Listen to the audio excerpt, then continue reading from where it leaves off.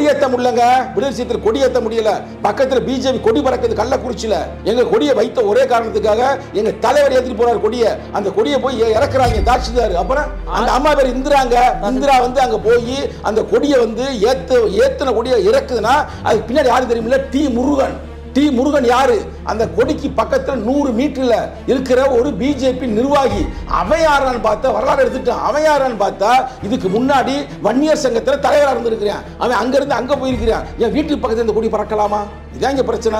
திராவிட மாடலாக இருந்தாலும் சரி, இல்ல சங்கிகள் மாடலாக இருந்தாலும் சரி, ரெண்டு பேருக்கு இதுல ஒரு ஒற்றுமை இருக்கு. கேட்டோம்னா நாங்க தான் திராவிட மாடல் கூட டயலாக் அடிப்பாங்க. அதிமுக போயிடலாம் அப்படின்றதுக்கான ஒரு முன்னேற்பாடுல இதெல்லாம் நீங்கள் கேட்கின்ற கேள்வியை போல கூட பதில் கூட அமையலாம். உங்களுக்கு அப்புறம் கட்சி ஆரம்பிச்சவர் திரு சீமான் அவர்கள். அவர் இது வரைக்கும் நல்லா தானே போய்கிட்டு இருந்துச்சு. வண்டி நல்லா தானே போய்கிட்டு இருந்துச்சு. வண்டி நல்லா தானே போய்கிட்டு இருந்துச்சு. அவன் ராமர்ன்றான், இவர் முருகன்றாரு. அவளே முக்கியம். அவன் வந்து ராமர் கோயில் கட்டுவோம்ன்றான், இவர் வந்து நான் வேலை தூக்கிட்டு போவோம்ன்றாரு. சொல்லுங்க, டிஃபரெண்ட் சொல்லுங்க. இந்த பஸ்ஸுக்கு மடால ஆலையெல்லாம் அமைக்கிற சொன்னது யாரு? ஆவடியில் வந்து ஏக்கர் கணக்கில் லேண்டை பார்த்து அதை எதிர்த்து களமாடியவர்கள் யாரு? எதிர்த்து கூட்டணி தான் கேள்வி கேட்டவர்கள் யாரு? சொல்லுங்க பிரதர். ஏங்க கூட்டணி இருக்கா அப்படி வாய் அடிச்சு ஐயோ சாமி அப்படின்னு இருக்கிறான்? அதெல்லாம் அந்த காலம். அறம் நாடு பார்வையாளர்களுக்கு வணக்கம். நான் பிரதாப். இன்றைய நேர்காணலில் நம்முடன் இணைந்திருப்பவர் விடுதலை சிறுத்தைகள் கட்சியினுடைய மாநில இளைஞரணி செயலாளர் திரு சங்கத்தமிழன் அவர்கள். வணக்கம். வணக்கம். தமிழ்நாட்டில் ரொம்ப பரபரப்பாக பேசப்படக்கூடியது ஒரு துயரமான சம்பவம். 20க்கும் மேற்பட்டோர் வந்து கள்ளச்சாராயம், அரசு வந்து விசேஷாராயம்னு சொல்கிறாங்க, அதை குறித்து இறந்துட்டாங்க இல்லையா? இதை வந்து ஒரு திமுக கூட்டணி வைக்கக்கூடிய ஒரு கூட்டணி கட்சி எப்படி பார்க்குறீங்க? இதை ரொம்ப வருத்தமாக இருக்குது, மன வழியாக இருக்கிறது. இவங்கெல்லாம் வந்து டாஸ்மாக் கொண்டு வர்றதுக்கு முன்னாடியே என்ன சொல்கிறாங்கன்னா, கள்ளச்சாராயம்லாம் கண்ட்ரோல் பண்ண முடியும், அதனால் வந்து கவர்மெண்ட்டே எடுத்து விற்போம் அப்படின்னு டாஸ்மாக் கொண்டு வந்தாங்க. நாங்கள் அந்த காலகட்டத்திலே எதிர்த்தோம், இப்பொழுதும் எதிர்த்து கொண்டு இருக்கிறோம். எங்கள் தலைவர் ஒரு நீண்ட அறிக்கையை கொடுத்துருக்கிறாரு.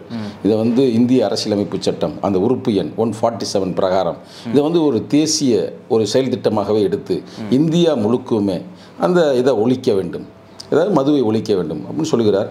ஆனால் ஆட்சியில் இருப்பவர்கள் காது கொடுத்து கேட்பதை போல் இல்லை. இவர் ஆட்சி வருவதற்கு முன்னாடியே சொன்னார்கள். இப்போ கூட உங்கள் ஃபேஸ்புக், வாட்ஸ்அப் எடுத்து இல்லை யூடியூப் எடுத்து அடித்து பாருங்கள். மு.க. ஸ்டாலின் மது ஒழிப்பு அப்படின்னு போட்டோம்னா அந்த வீடியோவிலே வருவாருங்க. அவர் தெளிவாக பேசுவாருங்க. நான் வந்தால், ஆட்சிக்கு வந்தால் மதுவை ஒழிப்பேன் என்று சொன்னார். ஆனால் ஒழிக்கவில்லை. வருத்தமானதான். கூட்டணியில் இருந்தாலும் கூட நாங்கள் தொடர்ந்து கேட்டுக்கொண்டு தான் இருக்கிறோம். அவர்களுக்கு காது கொடுத்து கேட்பதை போல தெரியவில்லை. ஏனென்றால் இன்னைக்கு இந்த மக்கள் இறந்த பிறகு இதை பற்றி நீங்கள் பேசுகிறீங்க. இறக்காம இருந்தால் யாரும் இப்போ வாய் கொடுத்து பேசக்கூட இல்லை. இந்த மதுனாலேயே வந்து இங்கே பாருங்கள், தமிழ்நாடு ஈவினிங்க்கு மேலே, அதாவது மாலை நேரம் வந்தாலே தள்ளாடிடுது. தமிழ்நாடே தள்ளாடுதுன்னு நினைக்காது, இந்தியா பூரா தள்ளாடி கொண்டு இருக்கிறது. உடனே ரொம்ப தமிழ்நாட்டில் மட்டும் நினச்சிடாதீங்க. ஊப்பியில் இருக்கிற அந்த சாமியார் சிஎம் என்ன சொல்கிறாரு, நான் அதிகமான பொருளாதார வலிமையை உருவாக்குவது. தமிழ்நாடு மட்டும் பேசுவோம், இந்தியாக்குள்ளே இருக்குது தமிழ்நாடு, அதையும் பேசி. பீகாரில் இல்லையே மது, பீகாரில் மது இருக்கு, பீகார் இல்லை என்பதை நாங்கள் வரவேற்கிறோம், பாராட்டுகிறோம். அதை போல் இங்கே பாருங்க, ஒன்று தெரிஞ்சுக்கிறேன்னு, திராவிட மாடலாக இருந்தாலும் சரி, இல்லை சங்கிகள் மாடலாக இருந்தாலும் சரி, ரெண்டு பேருக்கு இதில் ஒரு ஒற்றுமை இருக்குது. அவனும் மது வைக்கிறான், அவங்களும் மது வைக்கிறாங்க. ஆனால் நாங்கள் கடுமையாக கண்டிக்கிறோம். கூட்டணி என்பது வேறு, அது தேர்தல் கூட்டணி. கொள்கை ரீதியாக நாங்கள் மது விலக்கை உருவாக்க வேண்டும், இந்தியா முழுவதும் உருவாக்க வேண்டும். ஏன் காந்தி கண்ட கனவு அதுதான். மகாத்மா காந்தி என்ன சொல்றாருன்னா, மது இல்லாத ஒரு தேசம் உருவாக வேண்டும் என்று ஆசைப்பட்டார். அதை உருவாக்க வேண்டும், வலியுறுத்தி கொண்டு இருக்கிறோம். திரு எடப்பாடி பழனிசாமி அவர்கள் எதிர்க்கட்சி தலைவராக இருக்கார் இல்லையா, அவர் வந்து போராட்டம் நடத்தினா நாங்கள் விசிகா இணைஞ்சு போராட்ட தயார்னு சொல்லியிருக்கீங்க இல்லையா? அதே போல் வந்து ஏற்கனவே நிறைய டைம் வந்து அதிமுக மேலே ரொம்ப கரிசனை கொண்டவராக திரு திருமாவர்கள் இருக்கார். அதிமுக கட்சி வந்து ஒரு நாளும் வந்து பலவீனப்பட்டு போனால் அது பிஜேபிக்கு தான் வந்து வாய்ப்பாக அமையும் அப்படின்ட்டு சொல்லிட்டு எப்பவுமே ஒரு கரிசனை வந்து அதிமுக மேலே திருமாவர்களுக்கு இருக்குது. எடப்பாடி பழனிசாமி வந்து ஆரம்பித்தா நாங்கள் கூட போகணும்னு சொல்கிறீங்க. இது எல்லாமே வந்து இந்த திமுக ஆட்சியில் வந்து கூட்டணியில் இருக்கிறீங்களா? இதெல்லாம் இல்லாமல் நம்ம அதிமுக கூட போயிடலாம் அப்படின்றதுக்கான ஒரு முன்னேற்பாடுல இதெல்லாம்? அதாவது இதை வந்து நீங்கள் நுட்பமாக பார்க்க வேண்டும். நீங்கள் ஒரு பகுதியில் இருந்து பார்த்தால் உங்கள் பார்வைக்கு நீங்கள் கேட்கின்ற கேள்வியை போல கூட பதில் கூட அமையலாம். நீங்கள் இன்னொரு நோக்கத்தில் பார்க்கணும். நல்லா கேட்டுங்க. எங்கள் தலைவர் மிக தெளிவாக சொன்னார், நாங்கள் எந்த காலத்திலும் பாமகவோடு பிஜேபியோடு கூட்டணி வைக்க மாட்டோம். இவர்கள் சாதியவாதிகள், அவர்கள் மதவாதிகள். அதே நேரத்தில் தமிழகத்தை பொறுத்த வரைக்கும் திராவிட முன்னேற்றக் கழகம் இல்லை என்றால் அண்ணா திராவிட முன்னேற்றக் கழகம், அண்ணா திராவிட முன்னேற்றக் கழகம் இல்லை என்றால் திராவிட முன்னேற்றக் கழகம், இதான் தொடர்ந்து நடைமுறையில் இருக்கின்றது. அந்த காமராஜர் ஆட்சிக்கு பிறகு சரிங்களா, இந்த காலகட்டத்தில் பிஜேபி என்ற ஒரு கட்சி வளர்ந்து வருகிறது மற்ற மாநிலங்களில், ஆனால் தமிழ்நாட்டில் வளர முடியவில்லை. அவர்கள் எந்த மாநிலத்துக்கு சென்றாலும் அங்கே மாநில கட்சியின் தலையில் ஏறி அவர்கள் தலையை வெட்டுவார்கள். அந்த வகையில் தமிழகத்தில் அண்ணா திராவிட முன்னேற்ற கழகத்தில் தலையில் ஏறி அவர்கள் சவாரி செய்து அதைவே காலி செய்து விடுவார்கள் என்ற ஒரு முன் எச்சரிக்கையாக தமிழக நலனுக்காக சொல்கிறோம். அண்ணா திராவிட முன்னேற்ற கழகத்தில் மகிழ்வு சேர வேண்டும், இல்லை அவர்கள் எங்களோடு சேர வேண்டும் எண்ணத்தில் நாங்கள் சொல்லவில்லை, தமிழக நலனுக்காக சொல்கிறோம். ஏனென்றால் அண்ணா திராவிட முன்னேற்ற கழகம் வருவதை பற்றி கூட அவ்வளவு பெரிய தவறில்லை. ஆனால் பிஜேபி ஆட்சி அதிகாரத்திற்கு வந்துவிட்டால், இன்னைக்கு நம்ம பேசிக்கொண்டிருக்கிற தருணத்தில் மணிப்பூரில் என்னங்க சம்பந்தமில்லாத கலவரம், சம்பந்தமில்லாத ஒரு கலவரத்தை உருவாக்குகிறார்கள், சாதி கலவரத்தை உருவாக்குகிறார்கள் ஆட்சியாளர்களே. அப்போ அது மாதிரி நிலைமை இங்கே வந்துடக்கூடாது அப்படின்ற ஒரு நல்ல எண்ணம் ஒன்று. ரெண்டாவது பாயிண்ட், இந்த கூட்டணிக்கு போவீங்களான்ற கேட்குறீங்களா, அதுக்கு முன்னாடி அதுக்கு ஒரு பதில் சொல்கிறேன். என்னன்னா, அவர் என்ன சொல்கிறாருன்னா, அந்த மதுவின் காரணமாக, மது அரக்கனின் காரணமாக, சாராய அதாவது கள்ளச்சாராயத்தின் காரணமாக இறந்து போகிறார்கள். அங்கே எடப்பாடி போகிறாரு, போய் டயலாக் கொடுக்குறாரு. என்ன டயலாக் கொடுக்குறாரு? எதிர்கட்சியில் இருக்கின்ற ஆளுங்கட்சியில் இருக்கின்ற சமூக நீதியில் பேசுகின்ற கூட்டணி கட்சியில் இருக்கின்றவர்கள் குரல் கொடுக்காம இருக்கிறார்கள் சொல்றாரு. அதாங்க நான் மறுக்கிறோமா? எங்க தலைவர் அங்கே போனவங்க, எங்க தலைவர் என்ன சொல்லுகிறார்? உண்மையிலேயே குரல் கொடுங்க, நல்லா கொடுங்க, கொடுத்து போராடுங்க. எதிர்கட்சிக்காரருக்கு இதுதான் வேலை. நாங்கள் கூட்டிருந்து நாங்கள் குவாக்குவான்னு கத்திக்கிட்டு இருக்கிறோம்ல, குரல் கொடுக்கிறோம்ல, நீங்க குரல் கொடுங்க. தொடர்ந்து வலியுறுத்தி வருகிறோம், தொடர்ந்து வலியுறுத்தி கொண்டிருக்கிறோம். சில பேருக்கு தெரியாது, எங்க தலைவரோட கொள்கையா தாங்க விடுதலை சிறுத்தை கட்சியில் இருக்கிறவங்களும் மது அருந்தக்கூடாது, குறிப்பாக இளைஞரணிகளை யாரும் மது அருந்தக்கூடாது சட்டம். தமிழ்நாட்டிற்கு மிகப்பெரிய ஆபத்து மதவாதமா இல்லை மதுவாதமா? ரெண்டுமே தான். அப்போ மதுவாதத்தை எடுத்து போராடுங்க, ஆர்ப்பாட்டத்தை அறிவிங்க, போராடுங்க, இங்கே இருக்கிற அரசுக்கு எதிராக போராடுங்க. நீங்கள் மதுக்கடையில் மூணுங்க சொல்லிட்டு விசிகா போராடுங்க. நிச்சயமாக போராடுவோம். எப்போ போராடுவோங்க? தொடர்ந்து எங்கள் தலைவர் வலியுறுத்தி கொண்டிருக்கிறார். நீங்கள் யூடியூப்பில் பாருங்கள், எங்கள் தலைவருடைய தனியாக அந்த ஃபேஸ்புக்கில் பாருங்கள், ட்விட்டரில் பாருங்கள், தொடர்ந்து வலியுறுத்தி கொண்டிருக்கிறார். ஒரு நீண்ட கடிதத்தை கொடுத்திருக்கிறார். மீண்டும் மீண்டும் இவர்கள் மதுக்கடையை மூடாமல் தொடர்ந்து இருந்தால் களத்தில் நிச்சயமாக விடுதலை சிறுத்தைகள் போராடும். இல்லை, நான் என்ன கேட்குறேன்னா, தமிழ்நாட்டை மதவாதத்திலேருந்து காப்பாற்றணும், அதுக்கு ஒரே ஒரு வழி திமுக தான் சொல்லிட்டு ஆதரிச்சிங்க. அவங்க ஆட்சி அதிகாரத்தில் இருக்கிறாங்க. இன்றைக்கி தமிழ்நாட்டில் மதவாதத்தை விட மதுவாதத்தினால் இவ்வளோ பெரிய உயிர்கள் போயிட்டு இருக்கு. இன்னும் எத்தனையோ குடும்பங்கள் சீரழிச்சிட்டு இருக்கு. இப்போது இதையெல்லாம் பொறுப்பேற்று கொடுத்தும் திமுக அரசு தானே. அதுதானே நாங்களும் சொல்கிறோம். திராவிட முன்னேற்ற கழகம் தான் சொல்கிறோம், தளபதி ஸ்டாலின் தான் சொல்கிறோம். இது உடனே ரொம்ப திறமையாக கேள்வி எழுதுறதுக்கு கூட்டணி இருக்குது. கூட்டணி விட்டு வெளியே போயிட்டு நாங்கள் ரோட்டில் நிற்கணும்னு நினைக்கிறீங்களா? கூட்டணி விட்டு போயிட்டு அண்ணா திராவிட முன்னேற்ற போய் நிற்கணும்னு நினைக்கிறீங்களா? அண்ணா திராவிட முன்னேற்ற கழகமே பிஜேபி ஃபுல்லாக ஆக்கிரமித்து விட்டது. அண்ணா திராவிட முன்னேற்ற கழகம் நாளாக இருக்குது. அங்கிட்டு இபிஎஸ், இங்கிட்டு ஓபிஎஸ், அங்கிட்டு அவர், இங்கிட்டு இவர். யார் உருவாக்கியது? யாருக்கு உருவாக்குனது? இதே பிஜேபி தான். அப்ப யதார்த்தத்துக்கு வாங்க. உடனே எங்களை விட்டு கூட்டணியில் போயிட்டு எங்க சொல்றீங்க? இல்ல, நாங்கள் கூட்டணியில் இருக்கின்றோம், இருந்து கொண்டு கூப்பிடுறாங்களா? அங்க போங்க. யார் கூப்பிட்டா? வானதி சீனிவாசன் கூப்பிட்டாங்க. அக்கா அவர்களுக்கு வாழ்த்துக்கள், பாராட்டுக்கள். நீங்கள் நிச்சயமாக அதிவிரைவில் விடுதலை சிறுத்தை நீங்கள் வந்துடுவீங்க. ஏன்னா உங்கள் கட்சியில் அவங்க நான் அக்கா நல்ல அக்கா, நல்லா அன்பாக பேசுவாங்க, நமக்கு வேண்டியவங்க தான். சட்டமன்றமாக இருந்தாலும் சரி, எந்த ஒரு கருத்தரங்கமாக இருந்தாலும் சரி முறையாக பேசுவார், தன்மையாக பேசுவார். அப்படிப்பட்ட அந்த அக்கா அங்கே இருக்கிறது தப்பு. ஏன்னா அவங்க ஆடியோ எடுப்பாங்க, வீடியோ எடுப்பாங்க, வார் ரூம் வச்சு அட்டாக் பண்ணுவாங்க. சரியா இல்லையா? அப்போ நீங்கள் கவனமாக இருங்கள். எங்களை அழைக்கிறீங்கன்னா, நாங்கள் தலைவர் தெளிவாக சொல்லிட்டாரு, பிஜேபியிலிருந்து யார் வந்தாலும் நாங்கள் சேர்த்து கொள்ள மாட்டோம் சொன்னாரா சொல்லலையா? அதே நேரத்தில் எங்கள் கட்சியில இருந்தோ இல்லை நாங்களோ கூட்டணிக்கு அவங்கள்ட்ட போக மாட்டோம்ன்ற தெளிவான டிக்ளரேஷன், தெளிவான விளக்கம், தெளிவான பதில் இருந்தாலும் கூட அந்த அம்மா என்ன சொல்லி வர்றேங்க, பாயிண்ட்டுக்கு வர்றேங்க, என்னங்க சொல்லிச்சு அந்த அம்மா? சமூக நீதினு பேசுகிறாங்க.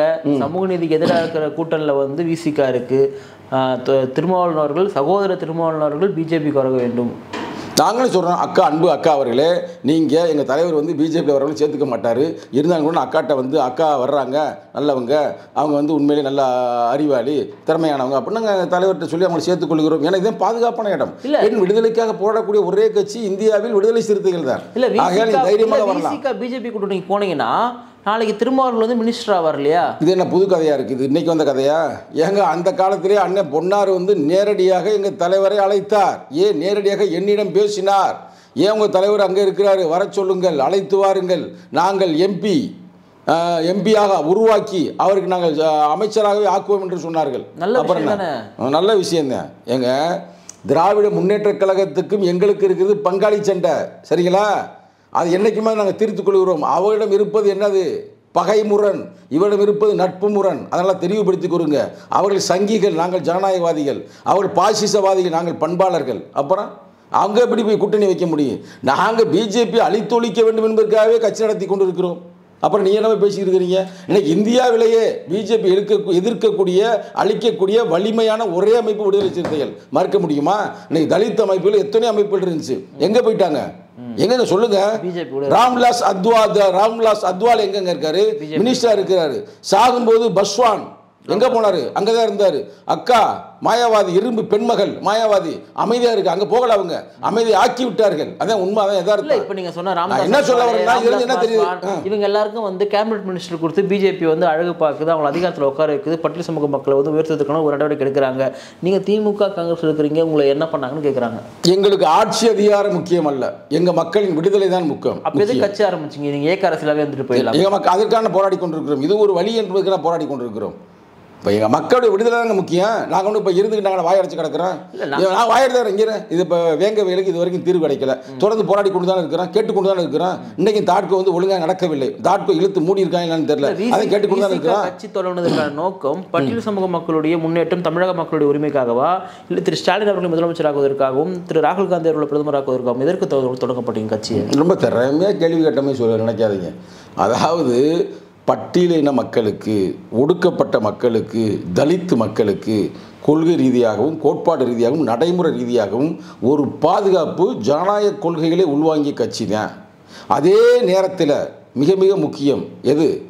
சமூக நீதி. இதையெல்லாம் உயர்த்தி பிடிக்கக்கூடிய எந்த கட்சி? இன்னைக்கு தமிழகத்தில் மாநிலத்தை பொறுத்த வரைக்கும் திராவிட முன்னேற்றக் கழகம், ஒன்றியத்தை பொறுத்த வரைக்கும் காங்கிரஸ். ஆகையால் அவர்களிடம் நாங்கள் சேர்ந்து களமாடுகிறோம். அவங்களோட வந்து சார்ந்து இருக்கலை, சேர்ந்து இருப்பது என்பது வேறு, சார்ந்து இருப்பது என்பது வேறு. இப்போ கூட இங்கே ஓப்பனாக சொல்கிறக்கு என்னங்க, நாங்கள் அப்படி அண்ணா திராவிட முன்னேற்ற அப்படி கண் சாட காட்டினா போதும், அழைத்து சென்று எங்களுக்கு எத்தனை எம்பி சீட்டுமா கொடுப்பாங்க தெரியுமா உங்களுக்கு? அதே பிஜேபி எங்களுக்கு சொன்ன எங்களை மினிஸ்டராக கூட ஆக்குவாங்க. இன்னும் எங்கள் நல்ல பாதுகாப்பு எங்களுக்கு இருக்கும், தனிப்பட்ட திருமாவளவனுக்கு இருக்கும், ஏன் தனிப்பட்ட சங்கத்தமிழுக்கு இருக்கும், என் மக்களுக்கு இருக்குமா, எங்கள் மக்களுக்கு இருக்குமா? அதுக்காக தான் போராட்டம், அதுக்காக தான் இந்த யுத்தமே. ஏங்க புரட்சி அம்பேத்கர் என்னங்க சொல்லியிருக்கிறாரு? புரட்சி அம்பேத்கர் வந்து நான் வருங்காலத்தில் உயிரோடு இல்லாமல் கூட போகலாம். அந்த காலகட்டத்தில் சில கட்சிகள் மதத்தை மட்டுமே மையமாக வச்சு ஆட்சி செய்வார்கள், அவர்களை எதிர்த்து போராட வேண்டும், கடைசி சொட்டு ரத்தம் இருக்கிற வரைக்கும் போராட வேண்டும். இதுதான் உண்மையான தொண்டை என்று சொல்லியிருக்கிறார். மையமாக வச்சு ஆட்சி செய்கிற கட்சிகள் இல்லை தமிழ்நாட்டில் இல்லை. சொல்லுங்க, எந்த கட்சி சொல்லுது கேட்போம். இல்லையான்னு அதே பாமக தான் இருக்குல்ல, அப்புறம் அதான் பெரிய உலக அறிஞ்சு உண்மை தானே.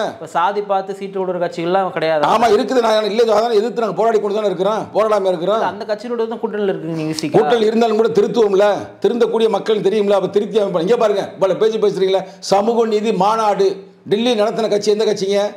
சில நாட்களுக்கு முன்னால், சில மாதங்களுக்கு உள்ள நாட்களுக்கு முன்னால் திராவிட முன்னேற்ற கழகம் ஒன்றிணைத்தார். அனைத்து இந்தியாவில் இருக்கின்ற அனைத்து தலைவரையும் ஒன்றிணைத்து டெல்லி நடத்தினார். எங்கள் தலைவர் போய் நேரடியாக கலந்து கொண்டார். அவர் கூட ஜூம்ல வந்து பேசினார். அப்புறம் எங்க கோட்பாடு சமூக நீதிங்க.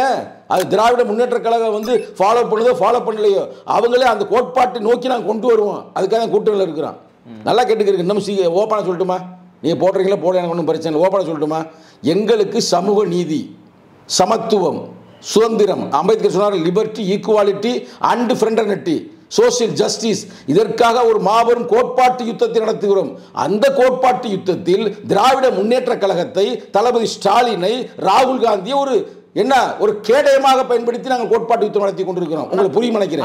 உங்களுக்கு புரியும் நீங்க வந்து விசிக அவங்கள தான் தலைவர்களா வந்து ப்ரொஜெக்ட் பண்றீங்க, அவங்களுக்கு தான் நீங்க வாக்கு கேட்குறீங்க, அவங்களால தான் வந்து தமிழ்நாடு இந்தியாவும் வந்து பாதுகாப்பா இருக்குன்னு சொல்றீங்க. இதுதாங்க யதார்த்தம். யதார்த்தத்துக்கு வாங்க பிரதர், நீங்க வந்து டோன்ட் கேஸ்ட் இன் தி ஏர். யதார்த்தத்துக்கு வாங்க, லேண்டுக்கு வாங்க. நாங்கள் ஒரு சிறிய கட்சி, ஆனால் கோட்பாட்டில் தலை சிறந்த கட்சி. இந்த புரட்சி அம்பேத்கருடைய புத்தாண்டி தம்மா கோட்பாடுகளை உள்வாங்கிய கட்சி. இதில் எந்த வகையான மாற்று கருத்தும் இல்லை. ஆனால் நாங்கள் வலிமையான அமைப்பா, நாங்கள் வலிமையான அமைப்பா. உங்களுக்கு அப்புறம் கட்சி ஆரம்பிச்சவர் திரு சீமான் அவர்கள், அவர் இது வரைக்கும் நல்லா தானே போய்கிட்டு இருந்துச்சு, வண்டி நல்லா தானே போய்கிட்டு இருந்துச்சு, வண்டி நல்லா தானே போய்கிட்டு இருந்துச்சு. திடீர்னு இதுதான் இங்க இருக்கிற பிரச்சனை. நல்ல கேள்விகள், நல்ல யாருங்க அவர் இங்க பாருங்க, அவர் RSS உடைய சித்தாந்தத்தை உள்வாங்கி களமாடுகிறார். நீ சின்ன பிள்ளைகிட்ட போய் கேளுங்க, அவருடைய நடைமுறைகள். எங்க அண்ணன் தான், நண்பர் தான் ஒரு காலத்தில். ஏன் இப்போ நாங்கள் அவரை எதிர்க்கிறோம்? எங்க எதிர்க்கிறோம்? RSS என்ன சொல்றேன்? RSS மதம் தான் முக்கியம்ன்றேன், இவர் சாதி குடி பெருமை தான் முக்கியம்ன்றாரு. சொல்லுங்க, வித்தியாசம் இருக்கான்னு சொல்லுங்க. ரெண்டு பேருக்கு என்ன மாற்று கருத்து இருக்குன்னு சொல்லுங்க. அப்புறம் அவன் ராமர்ன்றான், இவர் முருகன்றாரு. அவளே முக்கியம். அவன் வந்து ராமர் கோயில் கட்டுவோம்ன்றான், இவர் வந்து நான் வேலை தூக்கிட்டு போவோம்ன்றாரு. சொல்லுங்க, டிஃபரெண்ட் சொல்லுங்க. இந்த பஸ்ஸுக்கு மடால ஆலையெல்லாம் அமைக்கிற சொன்னது யாரு? ஆவடியில் வந்து ஏக்கர் கணக்கில் லேண்டு பார்த்து அதை எதிர்த்து களமாடியவர்கள் யாரு? எதிர்த்து கூட்டணியில் தான் கேள்வி கேட்டவர்கள் யாரு? சொல்லுங்க பிரதர். ஏங்க கூட்டணியில் இருக்கிறான் அப்படி வாய் அடிச்சுட்டு ஐயோ சாமி அப்படின்னு இருக்கிறான்? அதெல்லாம் அந்த காலம். விடுதலை சிறுத்தைகள் வந்து கூட்டணி இருந்தாலும் சரி, கூட்டணி இல்லாமல் இருந்தாலும் சரி, தொடர்ந்து மக்கள் பிரச்சனைக்காக நாங்கள் களமாடுவோம். இங்கே பாருங்க, அரசியலில் 24 சும்மா இட்டுக்கட்டலாம் 24 மணி நேரத்தில் 20 மணி நேரம் மக்களோடு நேரடியாக தொடர்பு இருக்கின்ற ஒரே தலைவர் இந்தியாவிலேயும் உலகத்திலே இல்லை. எழுச்சி தமிழர் தான். எங்களுக்கு சில காலம் பிடிக்கலாமுங்க. எங்கள் மக்கள் வந்து இன்னும் ஓப்பனாக சொல்லிட்டுமாங்க, இந்த ஒடுக்கப்பட்ட மக்கள்லாம் ஓரணியில் நின்றால் மற்ற கட்சிக்காரன் எவன் வர முடியுமா? ஜெயிக்க முடியுமா? இந்தியாவில் அதிகமான ஓட்டு வங்கி உள்ள ஒரே மக்கள் இந்த மக்கள் தான். ஓட்டு போடக்கூடிய இந்த மக்கள் தான். இந்த மக்கள் தான் அப்படி சிதைச்சு வச்சிருக்கிறாங்க, பிரித்து வச்சிருக்கிறாங்க. அப்போ அவங்களாம் அணிதிரட்ட வேண்டும் என்பதற்காக எங்களுக்கு காலம் பிடிக்கும். அப்போ வந்து கேள்வி கேளுங்க. இப்போ தான் நாங்கள் ஜனநாயக சக்திகள், தோழமை சக்திகள், பெண்கள் எல்லாத்தையும் அணிதிரட்டுகிறோம். இப்போ தொடர்ந்து தலைவர் பேச நீங்கள் கவனமாக கூர்ந்து கவனிக்க வேண்டும். பகுஜன் யாரு? கான்ஷிராம் சொன்ன அதே கருத்துக்கு வர்றாரு. என்ன சொல்லுகிறார்? பிராமணர் அல்லாத, இன்னும் பிராமணியம் கோட்பாடு இல்லாத அனைத்து ஒடுக்கப்பட்ட மக்களும், தலித்துகளும், சிறுபான்மை மக்களும், பெண்களும் அணிதிரள வேண்டும். அதான் அணிதிரட்டி கொண்டிருக்கிறோம். காலம் பிடிக்கலாமுங்க. நாளை 2026 எழுச்சி தமிழ் தலைமையில் கூட தமிழகத்தில் நாங்கள் முதல்வராகலாம். ஆனால் அதற்கு காலம் வேண்டும். இந்த கள்ளச்சாராயம் குடிச்சு இறந்தவங்க 12 பேருக்கு வந்து முதற்கட்டமாக 10 லட்ச ரூபா வந்து அறிவிச்சாங்க. பாதிக்கப்பட்டவங்களை வந்து தமிழக முதல்வர் திரு ஸ்டாலின் அவர்கள் போய் நேரில் போயிட்டு பார்த்தாரு. இப்போ எல்லாரும் கேட்டது என்னன்னா, அவங்க போயிட்டு கள்ளச்சாராயத்தை யாரும் போயிட்டு அவங்க வாயில் திணிக்கல. அவங்க போயிட்டு கள்ளச்சாராயத்தை வாங்கி குடிக்கிறாங்க. அது குடிக்க தப்புன்னு அவங்களுக்கு தெரியும், விற்கிறவங்களுக்கு தெரியும். அவங்க இறந்துட்டாங்கன்றதுக்காக 10 லட்ச ரூபா வந்து கொடுக்குறாங்க. இதையுமே வந்து கிரிட்டிசைஸ் பண்ணக்கூடியவங்களாம் இருக்காங்க. வேங்க வயலுக்கு போகாத முதல்வர் இங்கே கள்ளச்சாராயம் குடிச்சவங்களை பார்க்கறதுக்கு போனோமான்னு கேட்டாங்க இல்லையா? விசிகா ஏதாவது கருத்து? மிக வருத்தமாகத்தான் இருக்கிறது. இதெல்லாம் எந்த வகையான மாட்டுக்கிறது ஒன்று கூட்டம் இருக்குன்னா நாங்கள் வந்து சும்மா நான் வந்து முட்டு கொடுக்க முடியாது. உண்மை நிலவரம் என்னன்னா, வேங்க வயலில் அவன் வந்து விரும்பி ஒன்றும் குடிக்கலை. யாரோ சம் எக்ஸ்ன்னு கண்டுபிடிக்கல, அது வேறு பிரச்சனை. கலந்து கொடுத்துட்டான்ல. குடித்தவன் சாதாரண மனிதன் தானே. அவன் போய் ஹாஸ்பிட்டலில் கிடந்தான்ல. நான் ஓப்பனாக கேட்குறேங்க, எனக்கு ஒரு எந்த பயமும் இல்லைங்க. சீரியஸாக பேசும்போது நீ இடையில அப்படிப்பட்ட அந்த கிராமத்தில் இருக்கிற மக்கள் வரும்பொழுது, நீ ஒரு நீ வந்து தமிழகத்தின் முதல்வர். நாங்கள் வந்து திராவிட கோட்பாடுகளை உள்வாங்கி இருக்கிறோம், சமூக நீதி உள்வாங்கியிருக்கோம்னா போகணும்ல. இங்கே நாங்கள் ஒன்றும் அடங்கி போயிருக்கல.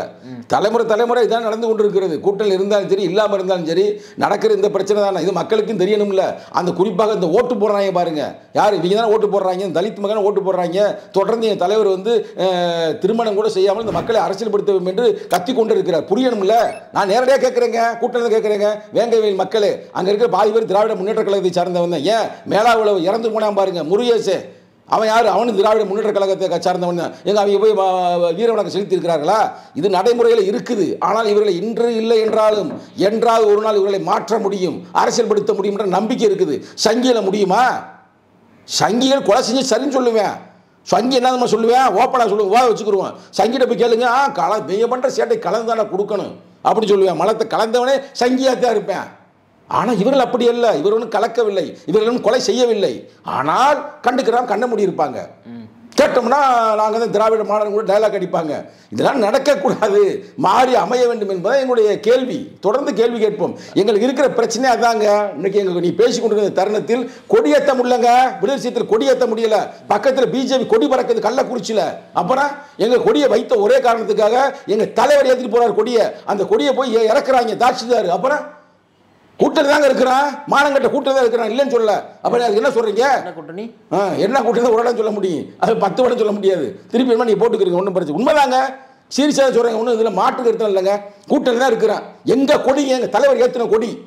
ஏங்க ஒரு தலைவர் ஏற்றிட்டு போயிட்டாருன்னா உங்களுக்கு பெர்மிஷன் வாங்கவில்லை என்றாலும் கூட பெர்மிஷன் கொடுக்கலாம்ல. பக்கத்தில் பிஜேபி கொடி பறக்குது, நீ எடுத்து நாங்கள் உங்களுக்கு அனுப்புறேன், போட்டு காட்டுங்க. பக்கத்தில் பறந்து கொண்டு இருக்கிறது.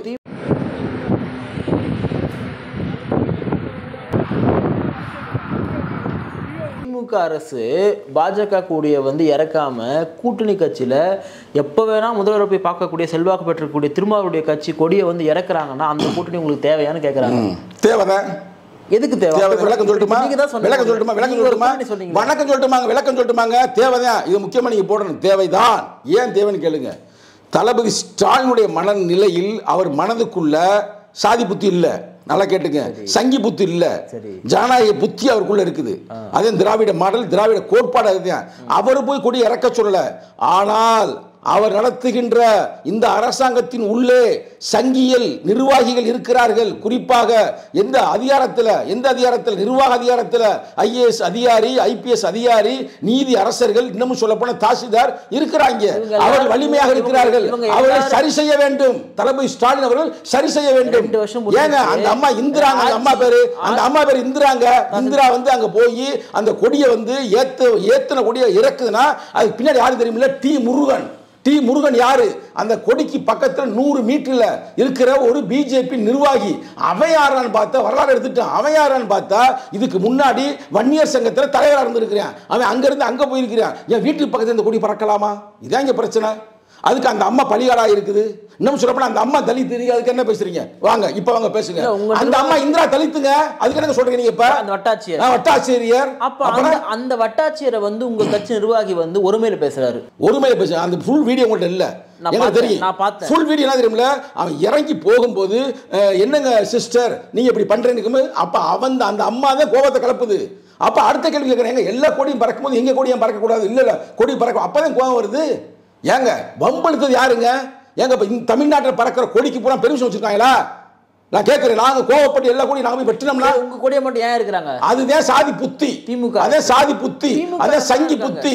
நான் சொல்றேன் திராவிட முன்னேற்ற கழகம் அல்ல. அங்க இருக்கிற சங்கிகள் வலுவாக இருக்கிறார்கள். அதான் பிரச்சனை. தமிழ்நாடு அரசு அவங்களை கண்ட்ரோல் பண்ண முடியாதா? கண்ட்ரோல் பண்ணணும்னு ஆசைப்படுறான். கண்ட்ரோல் பண்ணதுக்காக நீ உத்திகளை கையாள வேண்டும். கூட கலெக்டர் பூரா மாற்றிருக்கிறாரு, மாற்றி அமைத்திருக்கிறார். ஏன் நான் இங்கே பாருங்க பிரதர், யதார்த்தத்துக்கு வருவோம். 10 ஆண்டுகளாக இதற்கு முன்னால் அண்ணா திராவிட முன்னேற்ற கழகம் ஆட்சி நடந்தது.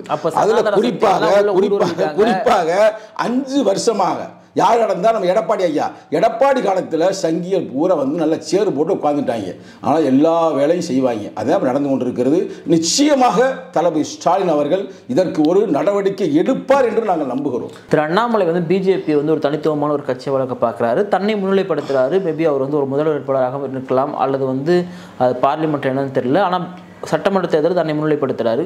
இன்னொரு பக்கம் வந்து பாமகலேருந்து திரு அன்புமணி அவர்களை மறுபடியும் முன்னிலைப்படுத்த ஆரம்பிச்சிட்டாங்க. அப்போ இவங்க 2 பேருமே அதிமுகலேருந்து போகிறாங்க அப்படின்ற ஒரு பார்வை வந்து பொதுவாக இருக்கு இல்லையா? அவங்கெல்லாம் போயிட்டா விசிகா போயிட்டு அதிமுக கூட சேர்ந்துவீங்களா? இங்கே பாருங்க, ஒரு தெளிவானது. நாங்கள் போய் எதுக்கு அங்கே போய் சேரணும்? நாங்கள் தான் தெளிவாக இந்த கூட்டம் இருக்கிறோம். இன்னும் சொல்ல போனால் அனைத்து ஜனநாயக சக்திகளையும் தான் கொடுக்குறாங்க. அதை சரி பண்ண முடியும் எங்களால். ரெண்டாவது 2 எம்பியில் வந்து ஒரு திரு திருமாவர்கள் மட்டும்தான் வந்து உங்கள் கட்சி எம்பி. அவர் ரவிக்குமார் வந்து அதிகாரப்பூர்வமாக திமுக எம்பி. அவர் நான் மறுக்கிறேன். உங்கள்கிட்ட அதிமுக போயிட்டீங்கன்னா உங்களை வந்து ராஜ மரியாதை கொடுப்பாங்க. ராஜ மரியாதை கொடுப்பாங்க. ஆனால் அவர்களுக்கு பின்னால் பிஜேபி இருக்கிறது. பிஜேபி தான் கட்சியிலிருந்து வெளியே போயிடுவாங்க. அவங்க போனாலும் அவங்க பிடியில் இருக்குது. அது உங்களுக்கு வெளியில போனாலும் பிடியில் இருக்குது. பிடியில் பிடிச்சி அதிமுகவுக்கு வந்து விசிகா போக மாட்டீங்க. நாங்கள் ஏங்க போகணும்? நல்லா தானே கூட்டணி, நல்லா தானே தெளிவான போய்கிட்டு இருக்கு. அங்கொன்றும் இங்கொன்றுமாக இப்படி சாதி பிரச்சனை, சாதி புத்தி நடந்து கொண்டு இருக்கிறது. அதை சரி செய்யாமல் நாங்கள் எப்படி போக முடியும்? சரி செய்வதற்காகத்தானே திராவிட முன்னேற்ற கழகத்திலிருந்து இந்த மக்களை அரசியல்படுத்தி கொண்டிருக்கிறோம். அதான் தெளிவாக தானே சொன்னேன் நான். திராவிட முன்னேற்ற கழகத்தில் விசிகா இருந்து இந்த மக்களை வந்து சரி செய்ய உறுதியாக. இப்போ விசிகான்ற அமைப்பு எதுக்கு? ஏன்னா விசிகான்ற அமைப்பு எதுக்கு? விசிகான்ற அமைப்பு இருந்து தான் சரி பண்ண முடியும்.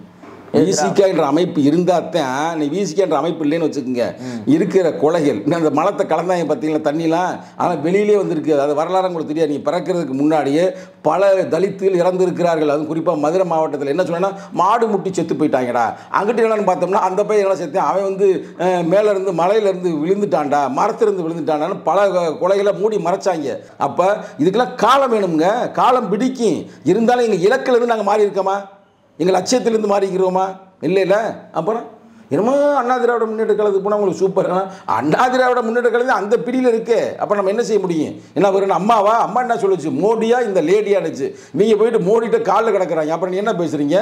எந்த வருகிற சட்டமன்ற தேர்தலாக இருந்தாலுமே பாராளுமன்ற தேர்தலாக இருந்தாலுமே திமுக விட்டு விசிக ஒரு நாளும் போக மாட்டீங்க, பிரியாமல் அவங்க கூட இருப்பீங்கன்னு நான் புரிஞ்சுக்கிறதா? அதாவது இப்போ இந்த தருணங்கள் வரை பேசிக்கொண்டிருக்கிற இந்த கேள்வி கேட்குற இந்த தருணம் வரைக்கும் எங்களுக்கும் திராவிட முன்னேற்ற கழகத்துக்கும் கோட்பாட்டு ரீதியாக, கொள்கை ரீதியாக எந்த பிரச்சனையும் இல்லை.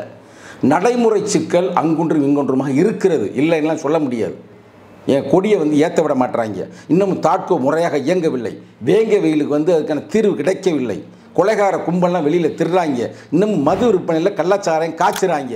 இதெல்லாம் நடைமுறை சிக்கல், கொள்கை ரீதியாக இல்லை. இதெல்லாம் வந்து மாற்றி அமைப்பார்கள் என்று நாங்கள் நம்புகிறோம். சரிங்களா? அப்போ எந்த பிரச்சனையும் இல்லை. ஆனால் நாளைக்கு என்ன நடக்குன்னு சொல்றதுக்கு நான் ஒன்றும் சோசியக்காரன் இல்லை. சரிங்களா? நான் ஒரு கட்சியில் இருக்கிற மாநில இளைஞரணி செயலாளர். நாளைக்கு என்ன நடக்கும் என்பது இந்த தலைவருடைய மனநிலைக்கெல்லாம் தெரியும். அவர் என்ன செய்வார்னா நீங்கள் அவர்கிட்ட கேளுங்க. நிகழ்ச்சியில் பங்கேற்று பல்வேறு கருத்துக்களை பகிர்ந்தமைக்காக நன்றி. நன்றி.